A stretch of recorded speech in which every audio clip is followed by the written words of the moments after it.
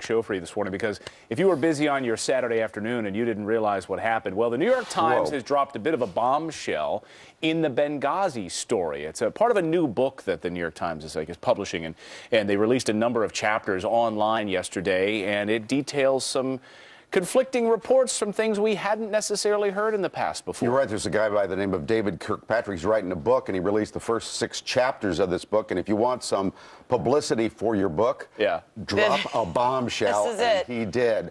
We're blaming the video once again. Yeah, I mean, this is pretty shocking. Basically, this piece suggests that we, i.e. Americans over in Benghazi, were thinking that we were getting loyalty by the locals by giving them aid, and really, there's no loyalty over there. We're having a difficult time discerning who our friends are, who our allies are, and maybe one day our friend is a friend, the next day they're an ally, but the next day they're opposition to us. But it suggests that the attack was part of some sort of organized venture that didn't have anything to do with Al-Qaeda, but the locals, and one powerful leader there named Ahmed Abu Khatala.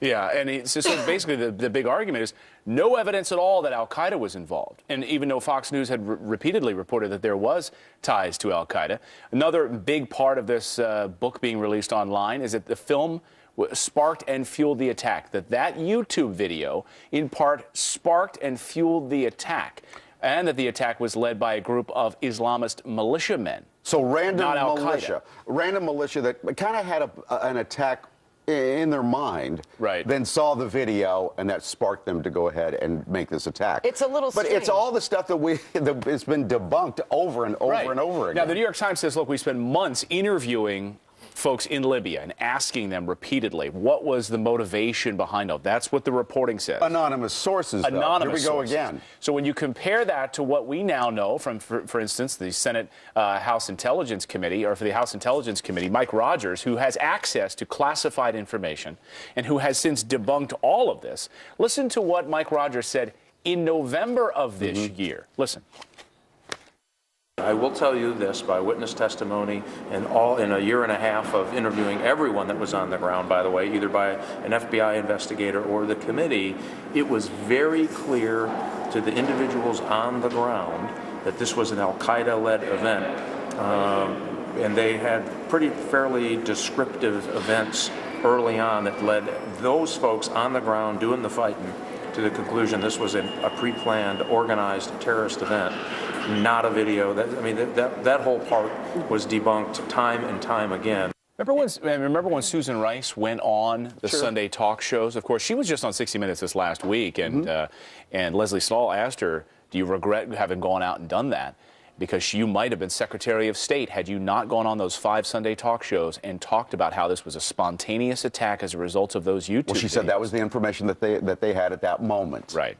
Well, we now know that that's not the case. Greg Hicks, who is the second in command at the time under Ambassador Stevens, who, of course, was tragically killed, one of the 4 Americans tragically killed. When Gregory Hicks heard Susan Rice, this was his response. When Ambassador Stevens talked to you, perhaps minutes before he died, as a dying declaration, what precisely did he say to you? He said, Greg, we're under attack. Would a highly decorated career diplomat have told you or Washington had there been a demonstration outside his facility that day? Yes, sir, he would have. Did he mention one word about a protest or a demonstration? No, sir, he did not. So fast forward, Mr. Hicks, to the Sunday talk shows and Ambassador Susan Rice. She blamed this attack on a video. In fact, she did it 5 different times. What was your reaction to that? I was stunned. My jaw dropped.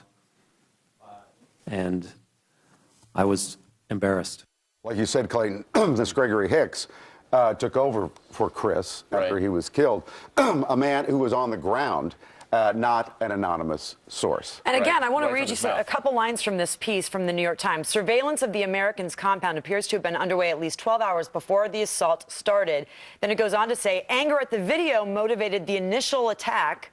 Then it goes on to say looters and arsonists without any sign of a plan were the ones who ravaged the compound after the initial attack. But again, none of these people apparently have anything to do with Al-Qaeda, according to this New York Times report. These are just locals who happen to be bad guys that we had some ties to. And again, there's one mastermind that apparently, according to this article, the local American officials knew about. And he was somebody that we suspected of being a big problem. I mean, this is a massive piece to go through, and you can dice it a lot of ways, but we're just presenting the facts. We're going to hear from Colonel Tony Schaefer in just a short while, who's spoken to the head of the Intelligence Committee for Egypt, or the head of the intelligence service in Egypt there, and says this absolutely was Al-Qaeda related. And there were extremists. This flies in the face of everything we're seeing and reporting this morning. So from the New York Times. We'll have much more on that coming up here in just a short while. All right, but let's get to some other headlines, and we start